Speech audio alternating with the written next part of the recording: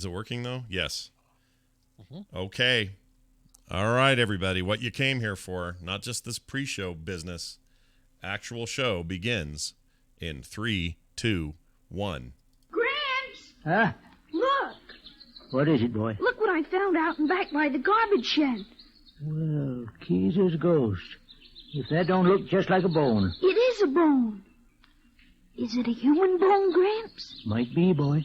Okay.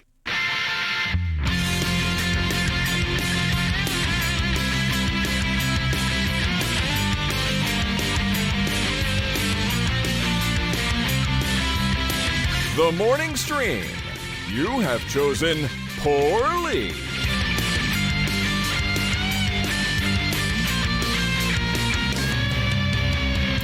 Hello, everybody. Welcome back to the TMS show. This is the morning stream for Wednesday, November 20th, 2019. You have exactly 1 week and a day until Thanksgiving here in America.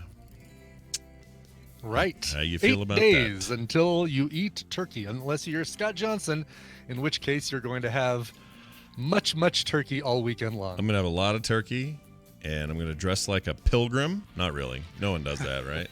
Who does that? Pilgrim, No, like, think about it. Historical. They're not called, pilgrims anymore. They're called What are they now? navigationally challenged Italians. No, I don't know what they're. Pilgrims is fine. Pilgrims is fine. Yeah, we're not offended by Colonizers. They're pilgrims called yet. colonizers. There you go, colonizers. Yeah, they of all the historic images I have in my head of, like, I don't know, history's explorers or different countries, things like that. Mm-hmm. They are the stupidest looking. They look so stupid, don't they? Oh, really? Yeah, they got the weird high pants and the freaking dumb hats and the bad boots. They just look terrible. I'm sure they'd look at the stuff we wear now and say, "Oh, that's awesome. How much did Under Armour pay you to wear that hat that you're wearing?" Or how much? I mean, maybe, but I look at those guys in pictures. You know, we don't have photos, obviously. It was too early for photos, but we have, paintings and things. And I look at those and I just go, "What are y'all thinking? They're so dumb." Like, look at a pilgrim. Just do a quick Google search for a pilgrim. The H&M literally had one rack of all the same item to wear. That's all the H&M had, basically, is that. Oh, the men especially. Look at these poor suckers. The women are just in dresses. I can't believe we're disparaging the way pilgrims dress. This feels. That looks so stupid. It really is stupid, though. We have to agree as a nation that pilgrims were stupid looking. It's a little bit like going to Oktoberfest and going, yeah, that old German freaking. Hold on, we don't disparage the lederhosen, Scott. Yes, we do. 100% we do. We 100% disparage the lederhosen.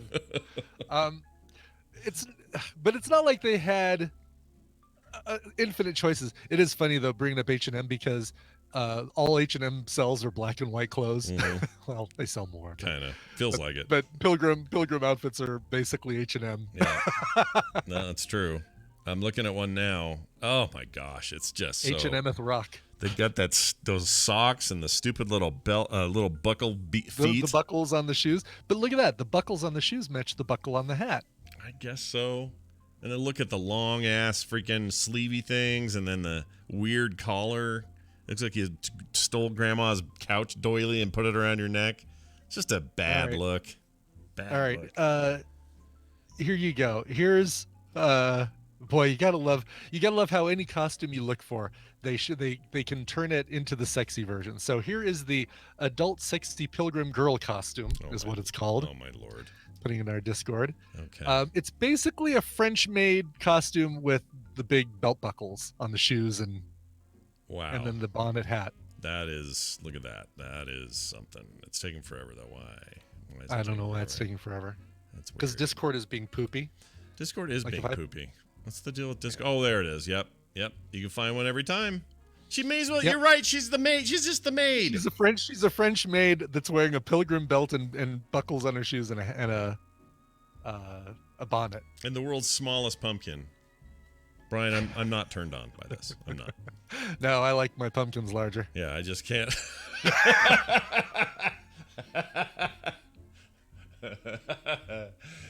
Thanksgiving, everybody. 1 week from tomorrow. Looking forward to it. Family, all that stuff. It's going to be fine. That's right. I'll tell you who won't be fine for. This is a great thing. Oh, no. Who won't it be fine for? Well, I've been playing Red Dead the Redemption 2. Okay. Sure. On the Redeeming the Dead Reds. Red 2. Dead Redemption Also. of redeemable Red Deaders, right? So Yes. I'm playing that deal, and I'm loving it. It's great. I'm playing the PC version, way deep into it. For a bit, though, I decided to try the online. Just mess around with the online a little bit, and there's some pretty cool stuff in there. And this particular mission, though, it was just me. I didn't have anybody with me.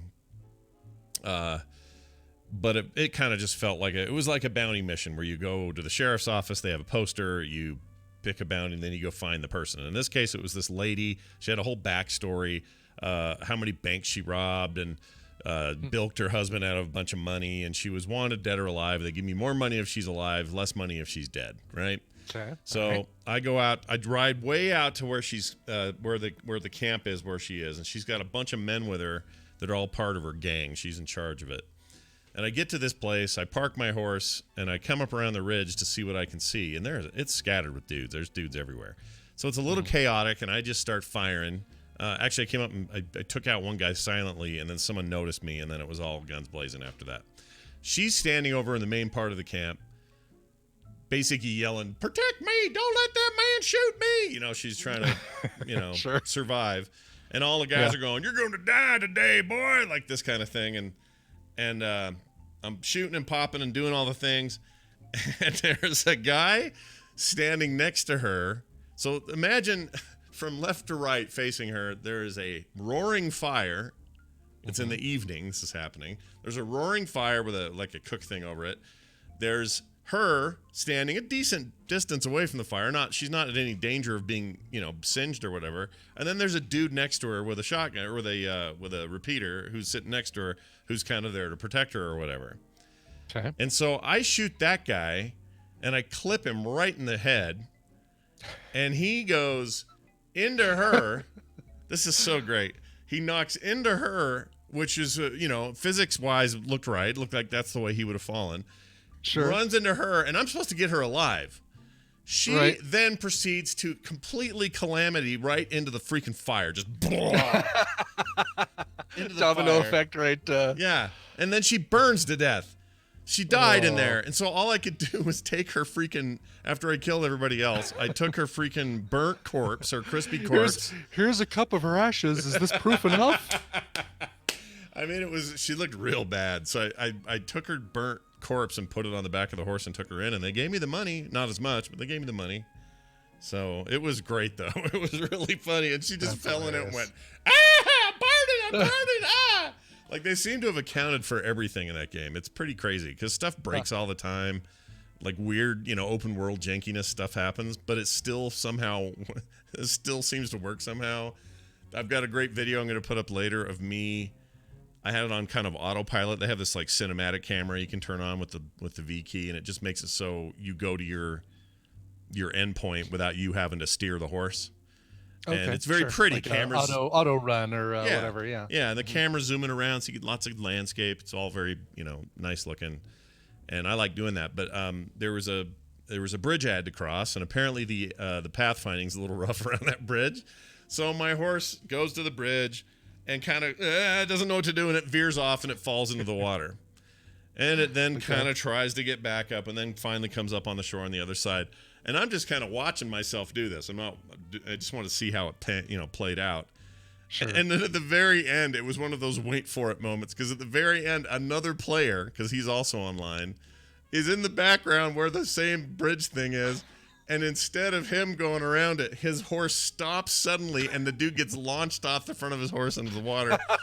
And I get this on the camera angle, and I hear him go, "Yep!" Oh, because you can hear him. Yeah. It was amazing. It's just such a fun, great. stupid, good time in there. I really enjoy it. That's great. Anyway. I kind of want to try it. I kind of want to get back into Red Dead Redemption too. Like I played the original for a while, and then I got really into the zombie one. Mm-hmm. That was such good DLC. It was amazing. So it really good. was. Yeah. I hope they do that again. I would love it if they I'll put look out for it. another one of those, but I don't think they're gonna. But if they did, because they kind of don't do DLC anymore. GTA 5 had like no DLC.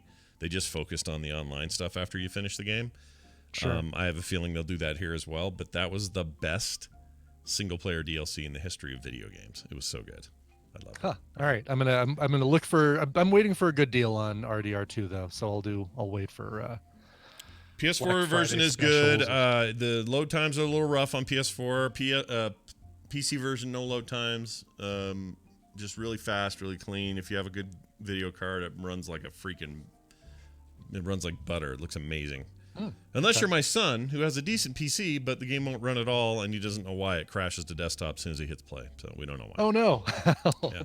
He's loving that. He's really loving that. He's into Yeah, I'm it. sure. Yeah. Sure. That's a bummer. And All then right. Stadia happens this week, and I guess a bunch of y'all will be playing it there. started yesterday, right? Like it. I think the first people started getting them yesterday. Yeah. Mhm. The complaints are pretty hardcore. That people are having issues, but I would also say that this is week one. Give it a minute. Let's see how it goes. I've heard everything from it's complete garbage to this has huge promise, but I haven't heard anybody who's had a perfect experience with it yet. So we'll see. Dunaway's getting one, so we'll see what he says. Okay. Sometime I think he gets his later this week. We'll ask him when he's on today. See what's going on. Yeah, with for that. sure. I'm curious. But curious to hear about it. yeah, we'd like to get some thoughts. Some real, from the some from someone we trust, from a netcast we trust. We want to hear some actual thoughts. Yeah, I think it may be one of those. There was a great quote going around, and I'm going to paraphrase because I don't remember it, but it said something like, if you're already on the highway of gaming, you'll notice off to the right somebody's building a brand new lane, and that brand new lane looks really cool, might be super promising, but you should stay in your lane until they're done working on it. So it just really comes down to them telling, stay in your lane. Yeah, kind of in that way. Okay. So we'll All see. right. Plus, Google has a terrible reputation for canceling things like 4 years after they start them. Yeah. So I'm not saying that'll happen here. I don't know. I hope not. I think this is good. It's also good to have competition and push in directions that are interesting. Microsoft's got a big cloud plan they're going to reveal soon, and I don't know what Sony's going to do, but there's lots of stuff happening. So keep your eyes open, everybody. Times they are a changing. Cool. All right. It's high noon. It is Wrong high noon. video game. Wrong game. That's okay. It totally kind of works because we just talked about Red Kind of Dead. does. Yeah, it's fine. Yeah. All right, we're going to get Dunaway involved now. Yeah. We're going to bring him in here. Oh, I forgot to do a thing. This might make you echo. I hope not. Let me try. What? Yeah, It's not actually making you they're echo. all gonna laugh at you. It's like you can't even use that filter. You're not allowed to use that filter unless Right. you're going to do that. You have to do that or else what's the That's point? the only thing I could use that one for. Yep. All right, here it is. Settings, open calls. All right. So here's the plan, everybody. We're going to take your calls, and we're going to bring Dunaway in, and we're going to play a game, and it starts with this.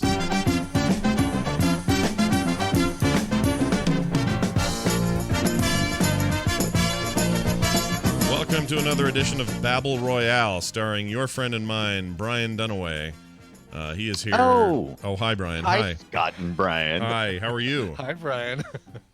How are you guys? Good. Are you good, man. How are you? Did you get your I'm Stadia? doing good. I'm just sitting here at the mailbox waiting on my Stadia to arrive.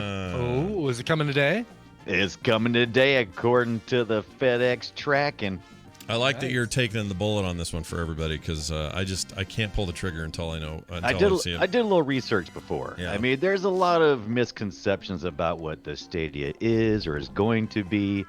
And I looked at the prices at the hardware level because that's how you get in right now. You can't play until summer 2020 unless you buy into the hardware. Yeah. And the hardware is just essentially something you might buy anyway. If you like Chromecast and you like Chromecast 4K, you're going to get one of those with this deal if you had the Founders. If you like the little controller, the little Bluetooth controller, I guess it's okay. I paid more for controllers. $60 is the easy spendings on a controller. Sure. And everything else is just service. And how it's Well, let's gonna back be. that truck up. So here's one of the big problems, right? So people keep saying, Tell me. "Ooh, it's going to be like the Netflix of gaming," and I would say this to Right. those people: No, it isn't. Because Netflix, you pay a monthly fee for, and then you go watch as much stuff as you want. This thing is pay a monthly fee and still buy a video game. It's the voodoo of, or maybe it's like the Audible. Yeah, it's not a Netflix Yes, comparative. it's the Audible. It's the Audible. Because you do have to buy the full games. So, and you have to pay. Well, okay, so let me ask you this: if you want to pay $10 to $15 a month, depending on what tier of quality you want, and you got to spend $60 on a new game, that doesn't sound like a great deal to me. And it's not absolutely. And this is just the beginning of what they're doing. They could shift gears, but I don't feel bad about the investment. People who are complaining, it's like, oh, I can't believe Stadia's ruining my life. I'm like, well, no, that I don't buy into at all. You spent.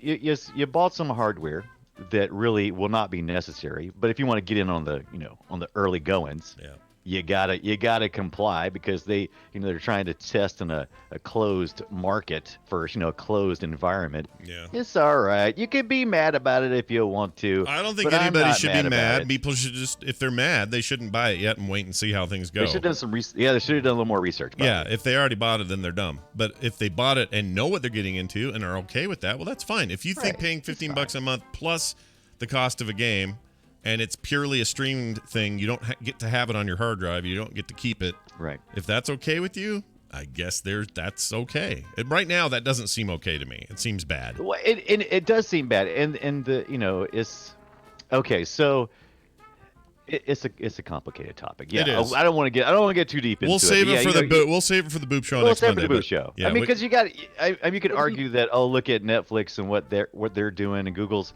What about the cost of the bandwidth? And there's a lot of factors. There's a lot of factors. Yeah, this is true. Math. Plus, also Netflix lets you download movies and have them without the internet. This does not do that. Mm-hmm. Right. There's a lot of questions. Bad comparison. How would we feel about a Netflix service if it started right now? If we had never heard the words Netflix, would you have other streaming services to compare it to, or no? Sure, we can compare it to Hulu. Okay, well then there'll be everything but Netflix. How about that? And then Netflix suddenly came along. We'd go like, no, I've got Hulu. No, we'd be into it because I got Disney Plus. I got Disney Plus and Hulu. I don't need you. Yeah, but we can't do this because this is retconning history. Like without Netflix, you could argue those other companies don't do anything. And here's why we jump into it: because of the originals, because of The Crown, because of. Oh yeah, because Netflix. We don't. This company we never heard of is going to create great content. No, you're right. In a vacuum, that's a bad comparison though. So your new creation of history means Netflix comes out now and it doesn't have the content that it has. Gotcha. Okay. I want to retcon anything that makes my argument correct. I see. Anything that makes my argument correct is the retcon I would like to. I see. Okay, well then it's also different because they call it Shitflix. All right, how do you like it now? Right. How about now? How does it smell now, Ibbot? Yeah. How does it smell now? How do you like the smell of Shitflix? You can't just keep adding to your retcon comparison. You can say, what if it came out now and it sucked? Would you still want it? How would you feel about it now? How about then? What if it barely worked? Would then you buy it? What if they sent you DVDs and video games in the mail? What about then? What about then, sucker? Well, they never did do the game thing. What if they called themselves GameFly?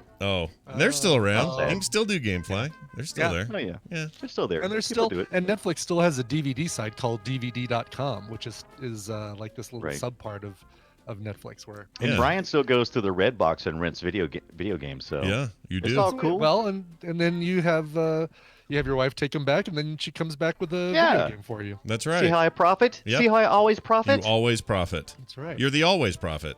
Hey, check it out. If I could guarantee that, I'd do it too. We have a very patient possible winner on the line with us. Let's find out who this is now. Hi, who's this? This is Wes. Westward's in the chat. Geez, Wes. Wes just sat here and listened to us rant. He is. He sounds and and you can tell in his voice that he just sat here and listened to us. Yeah, he's just really having a nice slow morning. Yeah. I love the discussion of Stadia. I have zero interest in Stadia. It's a super interesting shift. It's one of the things that's making this and next year really insane. Yeah. And they're just the tip of it. Microsoft's got a plan. I really want to see what that is. They are already making waves with Game Pass. Like, it's gonna get weird and cool and fun to cover, but frustrating for some gamers. Like, it's gonna be great. I like it when the industry does this. I'm interested in it as an industry, but not personally at all. Yeah, like I'm kind of the same. No personal interest. Kind of the same. That's where I'm at, which is why I'm glad Dunaway bought it, so he can freaking deal with it. Well, it's like this. I can almost guarantee you that this service is going to be retired pretty quickly. Google, this is what they do. I felt like I was already kind of leaning towards getting a Chromecast anyway, and it kind of came out at the same time, and I was like, yeah, it's just a little bit more for a controller. I could get in on the ground floor and at least try it out. You could use I guess you had to buy the bundle with a controller, but you could use an Xbox One. If you want early access, you have to buy in right now. If you want early access. I have interest in. I want to know what that controller's like. If it's just a piece of shit, or if it's good, or what. That's what I wanted to know. Yeah. So anyway, we'll trust us. We'll have lots to say in the coming weeks. All right. It's good to have you here, Wes. We're going to play a little game, as you know, and Brian's going to explain how, what, and where. Brian? That's right. By the way, Red Dead Redemption 2 is $39.99 right now at Amazon for the PS4. PS4 version? Okay, that's not bad. Normally $60, $39. Not bad. Not bad. Anyway, Wes, aside from buying a copy of Red Dead Redemption, I'm going to be giving Scott and Brian Dunaway a topic. Those two are going to go back and forth, giving me answers that fit that topic. If one of them gives a wrong answer, a repeated answer, or they take too long to come up with an answer, the win is going to go to the other player. You have a job, and your job is to predict who's going to come out on top based on today's topic. Today, you are playing for a 2-pack of games. Speaking of games, from playing Steam. For 2-pack. A Tupac Shakur of games, including Swords and Soldiers 2, Shawarmageddon, and Squad, which is listed here as early access, although we got this a couple months ago, so it might just be current access. Yeah. Of the game Squad. Either way, access. Access one way or the other. You have access, exactly. Yeah. Those are your prizes. Before you can give your guess, I have to give them their topic. This one comes to us from listener Oscar Peterson. Oscar Peterson, and it's spelled like the Scandinavian way. We all know how well versed Scott and Brian are at history, but how are they in Olympic history? Which cities have hosted the Summer Olympics? Oh, so actually, I think I'll do all right with this. Isn't it? When the Olympics began in 1896 until now. There have been 1, 2, 3, 4, 5, 6, 7, 8, 9, 10, 11, 12, 13, 14, 15, 16, 17, 18, 19, 23 cities that have hosted the Summer Olympics. Okay. How many can you name? Wes, boy, I heard some words of confidence from Scott. Brian, how do you feel about this one? I feel like a downhill skier in a Summer Olympics. That's how I feel. Ooh, rough. I don't think you're supposed to do that in the Summer Olympics. But That's the point. No, I know. That's the point. I'm not good. Yeah, you're not good. Use your bad skis for that one. Yeah. All right, Wes, knowing that, who would you like to go first, and who do you think is going to win this one?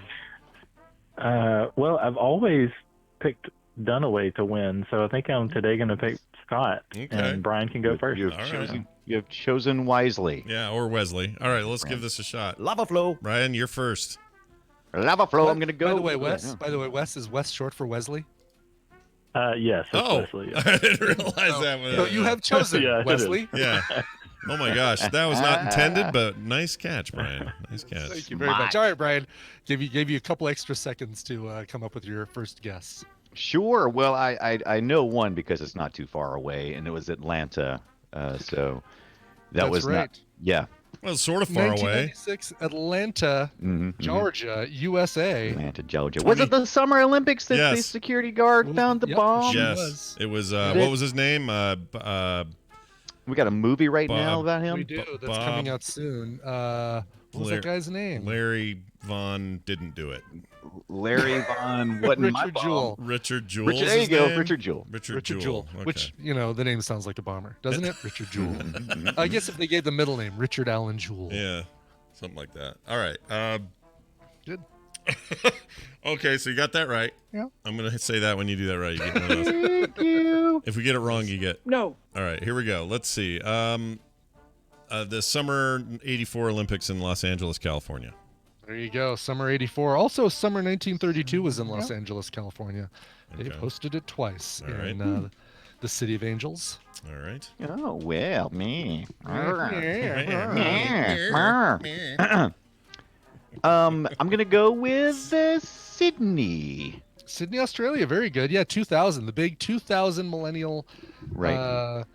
Olympic Games held in Sydney, Australia. Yeah. Okay, you got that right. I'm going to say Beijing, China. Beijing. 2008 with the crow's Beijing. nest, that cool structure that they built out there for the Summer Olympics. Yes. There you go. That's it. That was the knowledge drop. That's all the trivia I'm dropping. Those are all the trivia bombs I'm dropping for Beijing, Right. China. Well, I remember there was like a whole bunch of trouble back in the 80s when Moscow held those Olympics there. Was it summertime as well? I'm nervous about that one. I'm going to Moscow for the. It was in 1980 Summer Olympics held in Moscow, Soviet Union.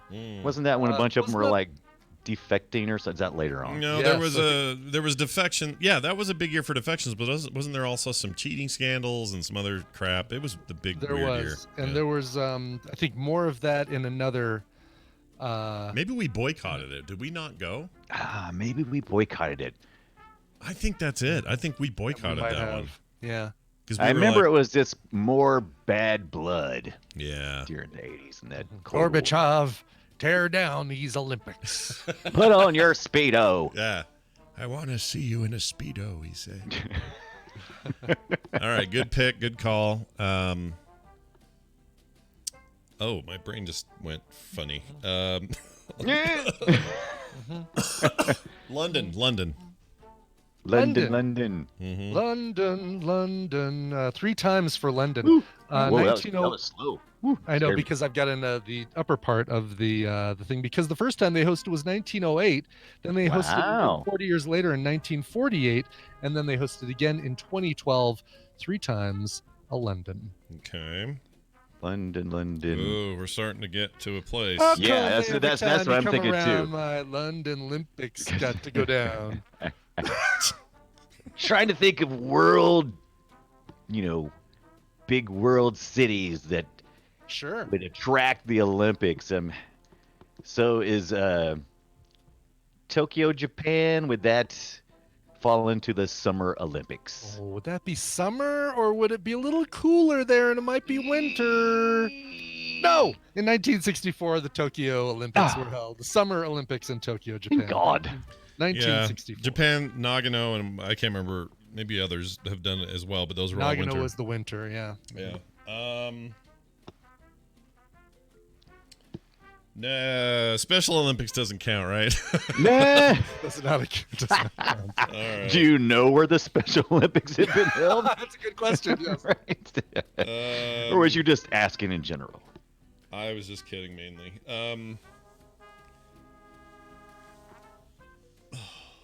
Why am I out of them?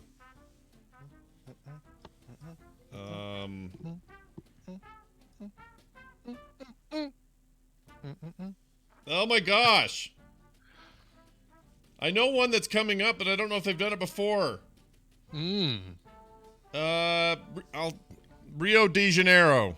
Oh. Rio de Janeiro, That's a good place, I Brazil. Yeah, the most recent Summer Olympics were held there. Remember that whole scandal with the swimmers going out into Rio and wreaking havoc and causing problems? Oh, right. That was the 2016. recent one. Okay. That was the recent one, yeah. Right. Rio, Brazil. Yep. Okay. 2016. Rio. I don't remember that in the movie, but I'll take your word for it.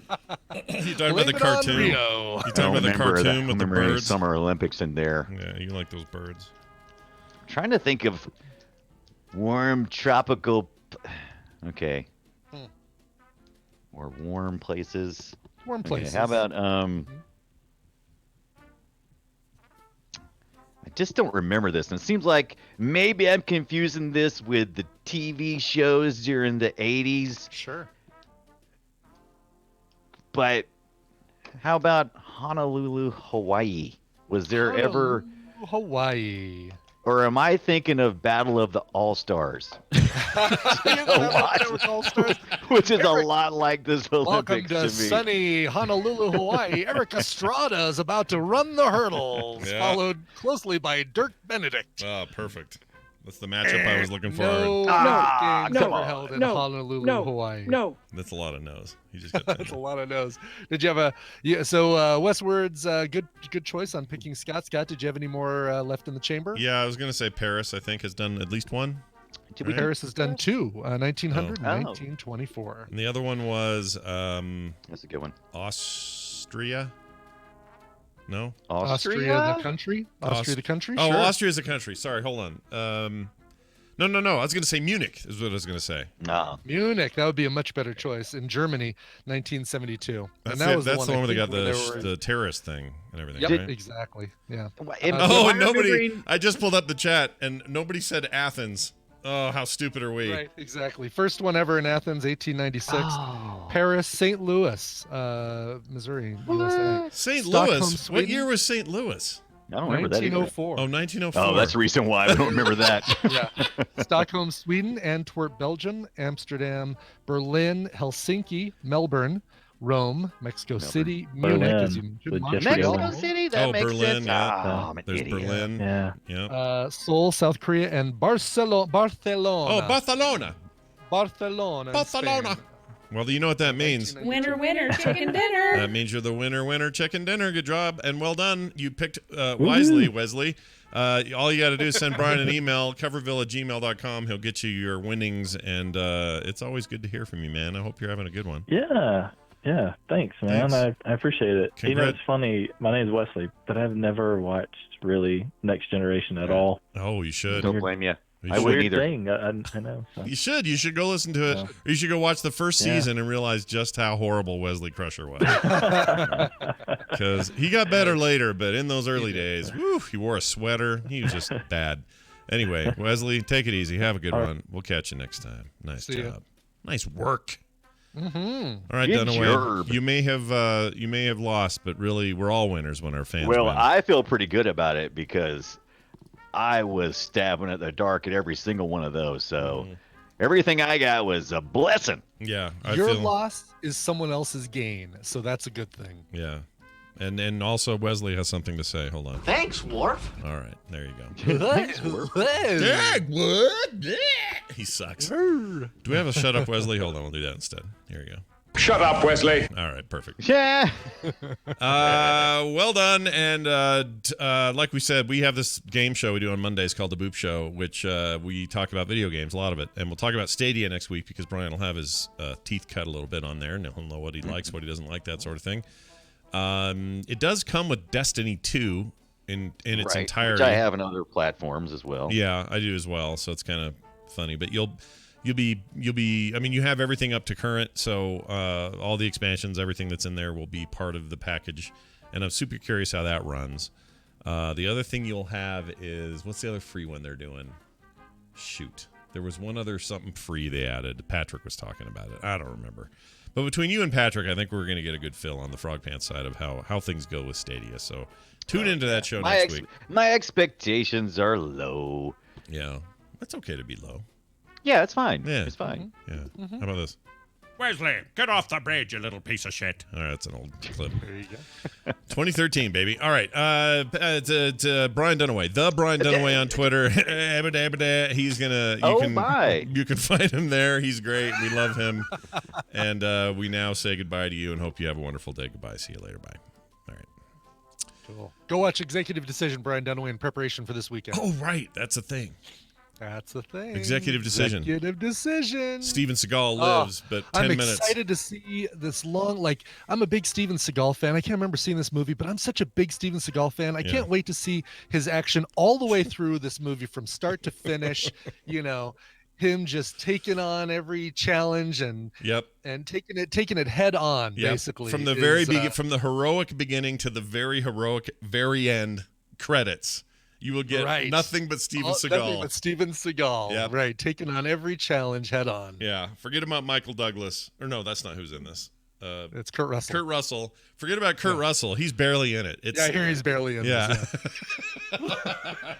I think Leguizamo gets more screen time, honestly, than freaking Steven Seagal. Anyway, we're looking forward to that. That'll be this weekend at filmsack.com. Now this. Sound to me you've been reading a lot of newspapers printed in Washington, D.C. Time for the news, brought to you by... The Transformers Reanimated. Based on the original cartoon series, The Transformers Reanimated bridges the gap between the end of the seminal second season and the 1986 movie that defined the childhood of millions. You've got the power! Authors Yoshi and Greg are releasing each issue of their comic series, along with cover art by today's top Transformers artists, free of charge for your reading and nostalgic pleasure. Check out their first 4 issues with many more to come by visiting transformersreanimated.com. That's transformersreanimated.com. One more time, that's transformersreanimated.com. Nice. Emphasis on free, by the way, everybody. Just go watch, go look at them. It's pretty rad. It's cool. All right. A lawmaker. This is one of my favorite things of the week. I love this so much. Chris, audio. In an interview Monday night with MSNBC's host Chris Matthews, hardball guy, California Democratic Representative Eric Swalwell, I hope I say his name right, Swalwell, appeared to, in the middle of his conversation with the interview, rip a giant fart. And if he didn't, somebody in very close proximity did. He claims he didn't hear it. I don't know what he's talking about, but here's what he says. Fart news. Fart news. He says, so the quote was this: Chris, so far the evidence is uncontradicted for that the president used taxpayer dollars to help him cheat an election, he said from the Capitol. The Democrat who sits on the House Intelligence Committee appeared to react to the fart with a brief pause while attempting not to smile. As the clip of Swalwell quickly circulated on the internet, some began to speculate that the California representative was the one behind the loud flatulence. But today, in a text to BuzzFeed News on Monday night, this was earlier this week, he denied having anything to do with it. He said, "It was not me!" Multiple exclamation points. Ha! And I didn't hear it when I was speaking, he says. Now I'm going to play it and let you decide what you think you hear. All right? Hold on. I actually retweeted this the other day. It was amazing. All right, here we go. Yeah. I'm going to play this now. Here's your video. Oh, there's no audio. Why? Oh, because I've muted this. And the complaint that I've heard, okay, here, let's do it again. Taxpayer dollars to ask the Ukrainians to help them cheat an election. And the complaint that I've heard from Republicans, taxpayer dollars to ask the Ukrainians to help them cheat an election. So Chris Matthews is claiming that it's him moving his mug across his desk. What? I say, yeah, nice try. All right, now. Okay, Matthews. We're going full CSI. Hold on, I got to hear this again now that you've told me that. Let me do a little audio detection here. And the complaint that I've heard from Republicans, taxpayer dollars to ask the Ukrainians to help them cheat an election. There's even a pause. I think it's a fart. There's even a pause. But here's the thing. I mean, that's while Swalwell is talking. So I'd actually say it's more likely Chris Matthews farting, right? Yeah, maybe he lifted a left cheeker on the old chair there, the office chair. Because to deliver something with that much force, you can't keep you would have to be, like as you're talking, like saying, yeah, lawmakers and, Yeah. And by the way, the video is there, so chat can look at it. It's Pops and Recline put it in the thing. So you can decide for yourselves. But if you think it's Chris Matthews farting or his mug or this guy, truly the greatest controversy of modern American life is whether this guy farted or not. And we're glad to have been a part of it. So there you go.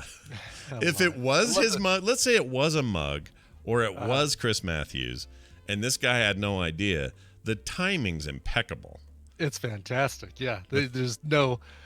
There's no better timing, right? Like that pause is freaking amazing. Just an amazing thing. So anyway, there's that. People for years will be talking. Do you remember where you were when you heard Eric Swalwell fart on MSNBC? It'll haunt him. He'll run for president, and it'll haunt him in the primaries. People will be bringing it up. It's going to be like Howard Dean's. Yeah, Howard Dean yelling, yeah! Or freaking, what's another good one? Oh, I love it happened after his presidency, but the one where Bush Jr. is flipping the camera off. I love that one. Oh yeah, yes. He's such a dork. He's just like the worst frat boy made president ever. Hold on, I'm gonna find. I have that Howard Dean thing. Oh, it's the best. Here you have it it in is. your soundboard, right? Yeah, it's right here. Yeah, that lost him. That's a good isolated one too. Yeah, that lost him that 2004 primary. It's crazy. I mean, that would not in a time before social media and the internet, something like that would not have cost you your campaign. Nope. It was, in fact, it was such an early example of that because that was like 04, right? I think. Mm-hmm. Yeah. And we didn't have Facebook and Twitter yet. We didn't have phones yet. We had the internet. So it was enough, right, to have everybody see it a bunch on their emails and everybody passed it around on the web. But we didn't quite have the sort of stuff we have today. Right. Today, I just don't think it would have mattered. I think we'd be over it. It was just so shocking at the time. It's like let's retire the Wilhelm scream and now replace it with the Howard Dean scream. 100% on board with that. Wilhelm just distracts me. This would be a new nice change. You don't think this? We're watching the Callahan dude in Dante's Peak going over on the bridge, and then as it comes down, we hear. Yeah, that'd be great. Oh no, Paul! Careful! Oh, that's the end of Paul. No more Paul.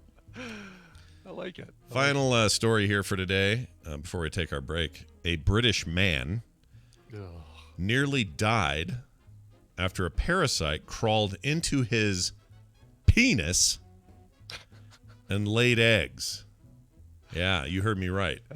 That pause, you could have inserted a fart into that pause. Now, my favorite part is this is a post on, the New Zealand Herald.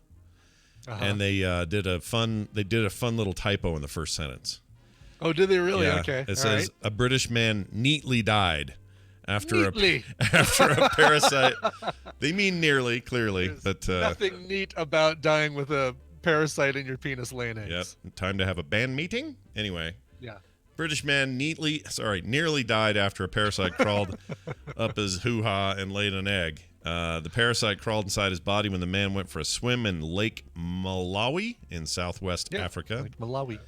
The man said he was on holiday of the holiday of a lifetime. Oh yeah, it is. Yeah. It could have literally been the holiday of a lifetime. Let's see. His name's James Mitchell. He's from London. He contracted what's called, I'm not going to get this right, schistosomiasis. There you go. I think that's it. Okay. Schistosomiasis. Also known as Bill Herazaria. Bill Frank Hank Azaria. Yeah. Hank Azaria. It's called Hank. He's got a bad case of Hank Azaria. Is there a jock strap here? A jock strap. Anyway, following the swim, when you look back at the photos from my time in Africa, it's weird to think where the parasite crawled up my penis, he said to The Sun. I wasn't exactly how I imagined the trip of a lifetime to go. The whole experience was surreal and strange, but he keeps saying trip of a lifetime. I think he needs to... Is it really weird to, to think that, that lake in Africa was where that parasite crawled up my penis? It's not like you're going to look at, oh yeah, that swimming pool in Islington is where a parasite crawled into my penis. It's just a weird thing to say in general, just to say penis. Yeah, exactly. What'd you do last summer? I was on a trip of a lifetime where a parasite climbed up my penis. What do we just quit talking about it? Good Lord. It's embarrassing at this point. Anyway, he's 32 years old. He contracted that disease in that holiday. He says he swam almost every day. It was when he returned to London that the symptoms began. A couple of months after his holiday, Michael said he began to lose feeling in both his legs. Jeez! A keen cyclist, he blamed it on his hobby at first. However, as symptoms worsened, he found himself struggling even to walk up a flight of stairs. So he went to hospital. That's how they say it there. He went to hospital, not a hospital, or not to a university. They go to university or go to hospital. Right. We don't need no stinking the. No. That's such a superfluous the. Yeah, who needs that? I guess we do. Anyway, his symptoms worsened. He found... Oh, I already said that. Anyway, he was sent home with some antibiotics, but continued to get worse. A week later, returned to the hospital, and they had to do full-on surgery and stuff. So be careful. When a parasite crawls up your penis, it's like that... You're contracting everything for the last 10 years of different penises that parasite has crawled into too. Right. It's like you've been with everybody that parasite has been with for the last 10 years. You're not wrong. He also this is reportedly what he yelled in the lake on the day. Okay. The Ooh, we have audio. Good. Excellent. Yeah, we do. We have audio. We have audio of him. Yes. Yeah, right here. Are you waiting to receive my limp penis? Yeah, apparently that was. I really thought you were gonna play the Howard Dean scream again. No. I could have. Yeah. How about I could have played this? Beat him. That's good too. All right, that works. All right. On that note, we're going to take a break. When we come back, it'll be some time with Tom Merritt. We're going to talk about technology, and after that, we'll do recommendals. No Nicole today, but we've got our own, and we'll provide them to you, the listening audience. So come back after that. Before that, though, a song, please, if you might, could. Sure. Staying in Australia. We were in Australia yesterday. We're staying in Australia, this time Brisbane, Australia, a musician who goes by the name Hatchie. Hello, my name is Hatchie. I'm a female singer from Brisbane, Australia. My name's Lucy from Oklahoma. She's got a brand new album that's coming out. It's called Keepsake. Really good stuff. If you like, if you like Haim, if you like that kind of folky California pop kind of sound, you're gonna like this. This is the song "Her Own Heart." The artist's name is Hatchie, Hatchie. The brand new album is called Keepsake. Here's Hatchie. All right, we're going to play Hatchie, and when we come back, more stuff. We'll be right back. Adam saw a dog, and it looked like a dog, and he called it a dog. She looked like a bird stuffer, so she is a bird stuffer. Fine.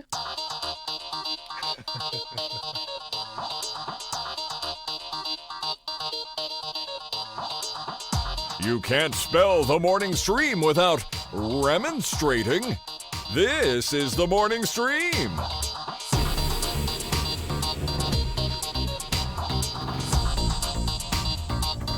All right, we're back, everybody.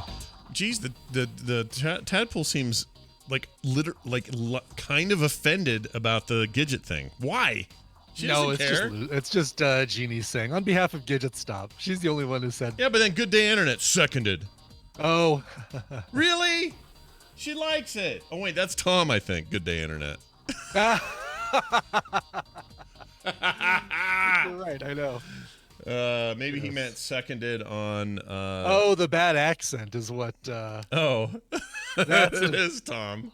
No, I will always do that horrible Australian accent. That is part of my toolbox. Yeah. And it shall never be closed. Like the one you're using now is also part of your toolbox. That's right. Yeah, my Brian Griffin, my Stewie Griffin. Yeah, it's a vast. It's my buddy Brian. It's a vast toolbox full of possibilities. That's right. Yeah, that's right.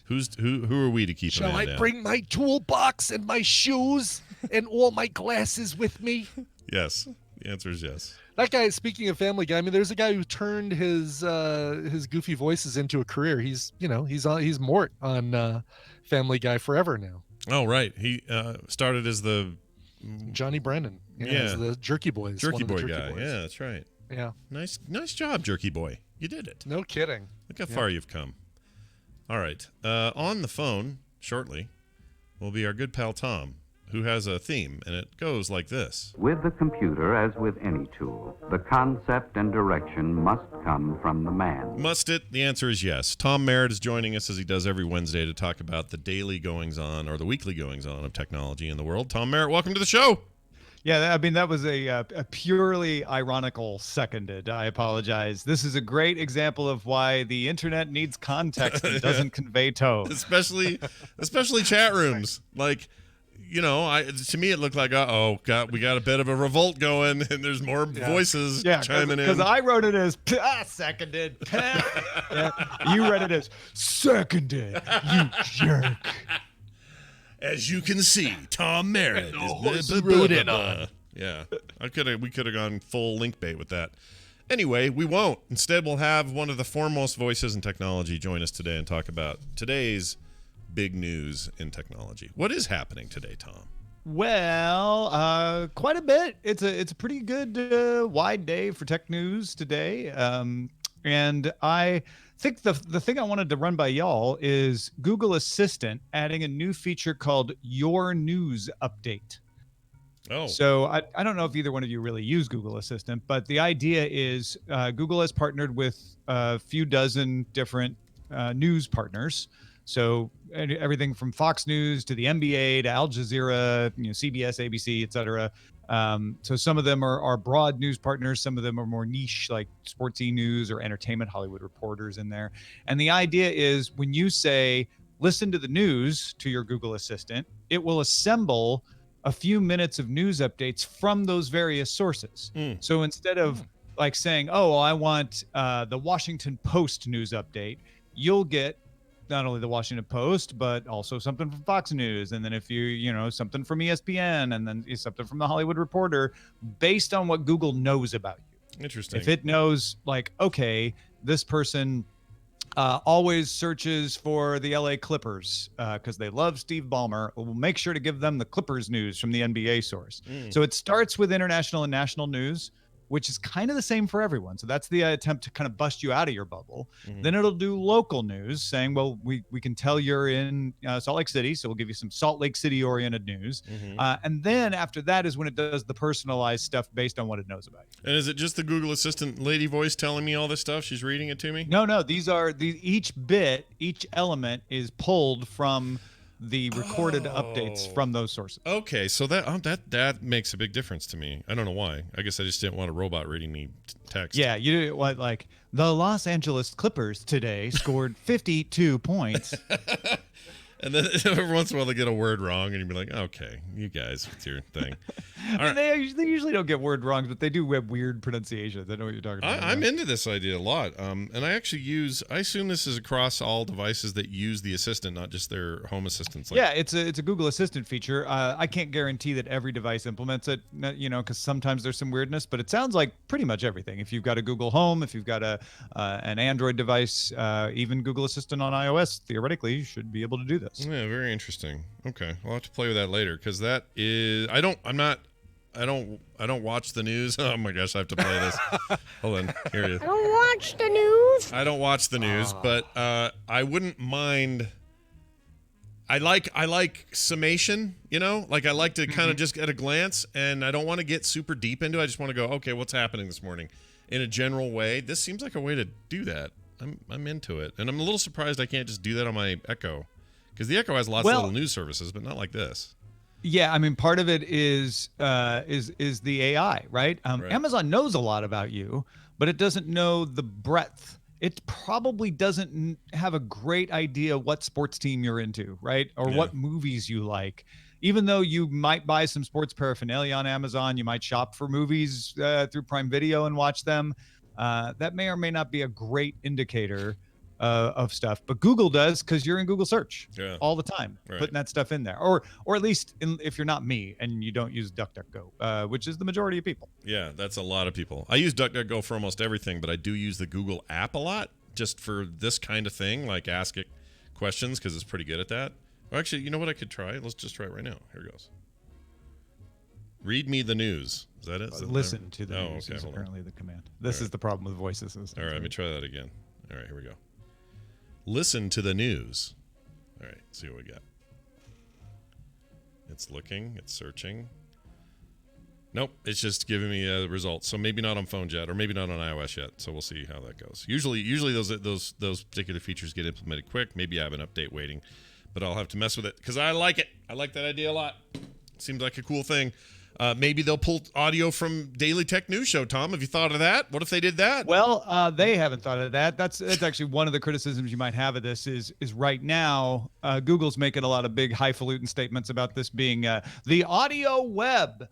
So it's kind of like the Google News page, but for audio, except they don't pull from the entire web. They pull from people they've partnered with because, and that makes sense. They want to make sure that the audio is delivered in a way that it can parse and chop up and put inside of these updates. Sure. But yes, they haven't called yet to ask me if I would like to do that. That would be pretty great. All right. It would be really cool. And when they do, ask them, say, also, could you make it so that Stadia works exactly the same perfectly for everyone, please? While I have you on the phone. Yeah, while you're here. Google Assistant news relations person, can I ask you a question about an entirely different department of which you are not familiar? Yeah, I think that's no problem. Seems like sure, you if you're going to say it like that, it sounds silly. All right. Well, the reason that pops to mind so fast is I had when my wife worked for YouTube, I had so many people want me to ask her for things that she had no knowledge of and had nothing to do with. But they were at YouTube, so they're like, but maybe she knows a person. And it's like, you know how big that company is? It's pretty big. Pretty big. It's not just Sergey Brin in his basement with his buddy anymore.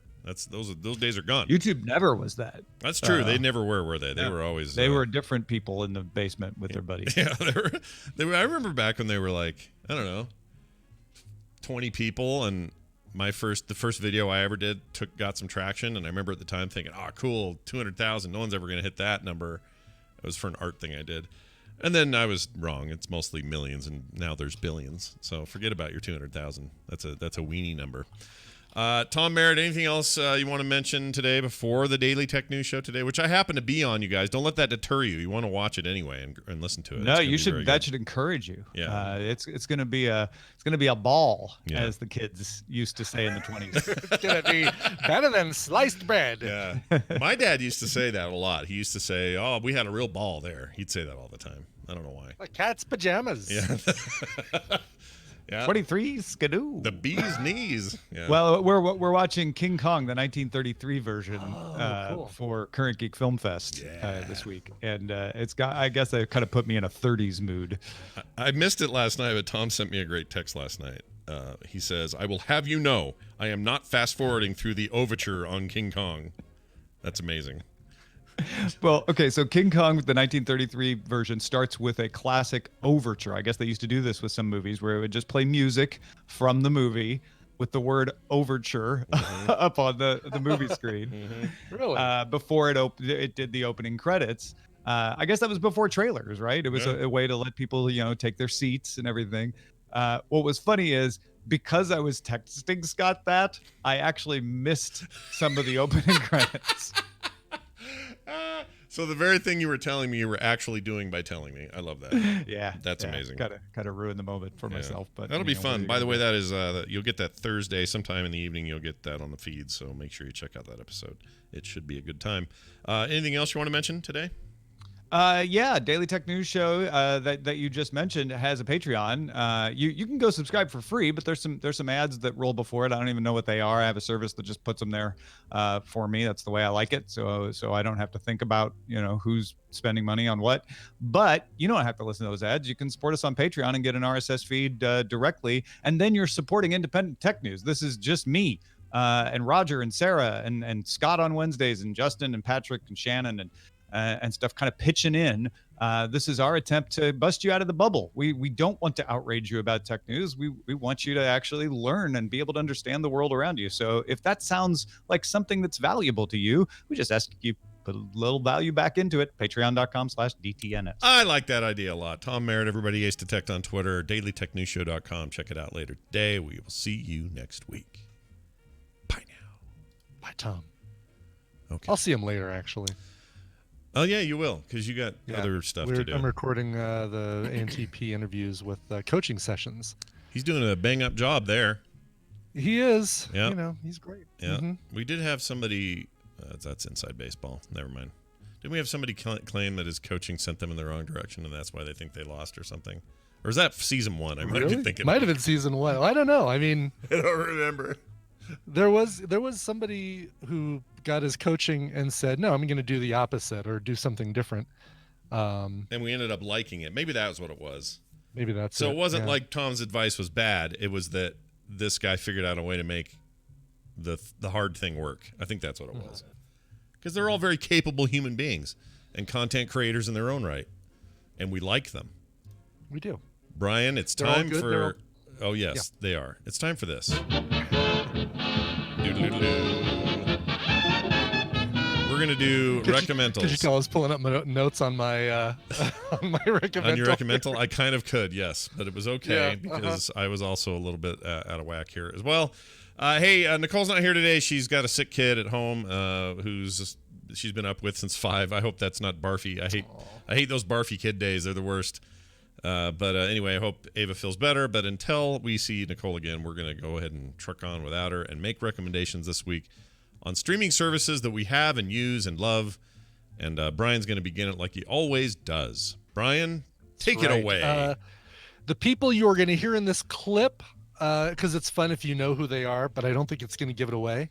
You're going to hear Gary Oldman and Antonio Banderas. Whoa. I have no idea what this is. All right. Here it is. I'll play it now. More than anything else, our clients expect one thing from us. Privacy. Now, privacy and secrecy are two different things. Privacy is locking the bathroom door when you want to take a pee.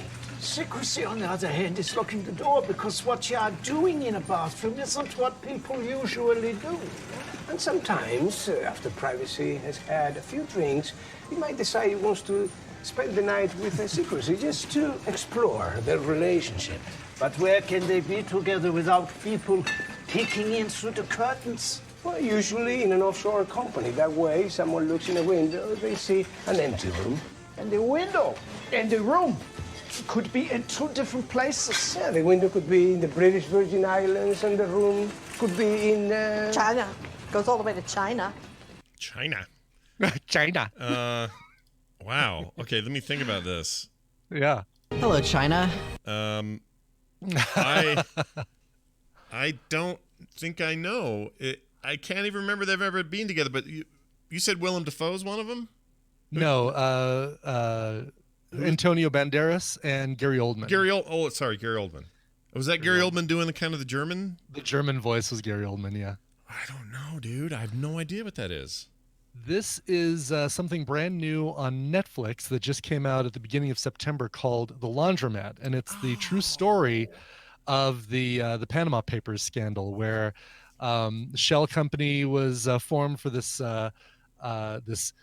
insurance company that insured a sea tours company in the Northeast. I think. In was it Florida? No, Lake George, New York, okay. Where a bunch of people died. And then when the company said, oh, well, we'll just, this is really sad. Let's, because we're getting sued, let's go to the insurance company and get stuff squared away. Found out it's Jeffrey Wright out in on the islands out there as insurance agent as part of the Shell company. And oh my God, it's so good. It's the company is Mossack Fonseca, and Gary Oldman and Antonio Banderas play Mossack and Fonseca. Isn't this what's his name? Director Steven Soderbergh. Right, yes, and it's got a very if you like The Big Short, this is right up your alley with the same style of teaching you about the thing that they're dramatizing.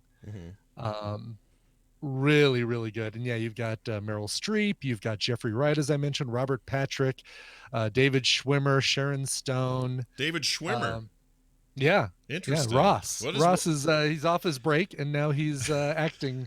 I think Ross of all the ex I think I may have said this before, but all the ex Friends actors, I actually like most of his post Friends work the most. I think he's done great stuff. Yeah. Except when he stole all that, what was it that the guy who looked like David Schwimmer stole? Was it a bunch of beer or something? Right. That is an awesome meme that went around for a while. Really? But he was he was the guy that made all the soldiers eat spaghetti in that World War II Band of Brothers thing. Really? I still haven't seen Band of Brothers. Band of Brothers is awesome. You should totally see that. It's long, but it's like a miniseries, but it's very good. Anyway, he's in that. Yeah. So anyway, this is really good. 90 minutes, a quick watch, so to speak, and but fascinating and really, really well done, really well presented. All right. You've convinced me. I've been hearing about it, and because Meryl Streep's face is all over it. Like I figured it was just a vehicle for her, but I didn't know the rest of that cast was in there. That sounds great. Yeah. I mean, she is one of the main characters. She's the person who kind of suffers because of the Panama Papers scandal and the Shell insurance company, because her husband James Cromwell dies in the accident, and this is how she's going to get her money to buy her place at, I think, the Westgate at Planet Hollywood in Las Vegas. They never say it, but the view that you see from her window, I think, is from the Planet Hollywood. There's a Captain Paris played by Robert. You mentioned Robert Patrick. Robert, I love him. Terminator T-1000 in there. I love that guy. Another guy who I think is better than everything since Terminator. He's really good. All right, I'm in. I assume this movie was them just sitting around in a laundromat talking or something. No part of the movie takes place in a laundromat, surprisingly. Weird. No, it's more about money laundering. Laundering, yeah. Yes. System for laundering. All right. That's right. Wow, ripped from today's headlines in some ways. Exactly, yes. Excellent. Here's my clip. See if you can figure this out. And you probably won't, but it's a documentary. There's my hint. You ready? Okay, I'm ready. John Demjanjuk, he was a family man. He was living the American dream. He was a good American citizen. Up until the government came along and said he was Ivan the Terrible. Charges were filed today against John Demjanjuk. The 66-year-old Ukrainian native is accused of being a Nazi death camp guard named Ivan the Terrible. The crimes that he was accused of were horrid. The Israeli government is seeking his extradition as a war criminal. And that's where the drama begins. Okay. That's just a trailer, so it's obviously a little sensationalized, but it's a very grounded. It's the kind of documentary I like. It's not a lot of hoopla or a lot of trying to make you feel a certain way. It's just sort of telling you what happens. Anyway, any guesses? Any thoughts? No, I don't know what this is. It sounds interesting, though. It is called, The Devil Next Door. And it's a mini documentary series. I think it's 4 total episodes is what I watched. And it's about this dude who lived in Cleveland in the 80s. And it would have been like, you and I were in high school when this was going on. Therefore, we knew nothing about it because we didn't care in high school what was going on in world politics. But this was one of the last World War II war criminal trials to be held, even though apparently there's one happening right now with some 90-plus-year-old that's like fresh. That just happened, I don't know, like a few days ago or something. There was some announcement, but I don't know much about that. But yes, this is on Netflix chat room. I should have said that to begin with. It's about this guy. He was in the things we knew for sure is that he was from the Ukraine, that he took part in World War II, and that he may have been aligned with the Nazis. But that's all we really knew for sure.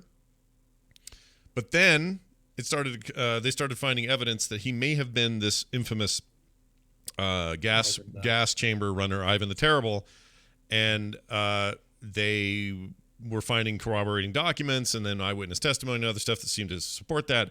So they rip him out of his house in Cleveland where he worked at Ford, has a family here, 3 kids, wife. They don't know anything about any of this.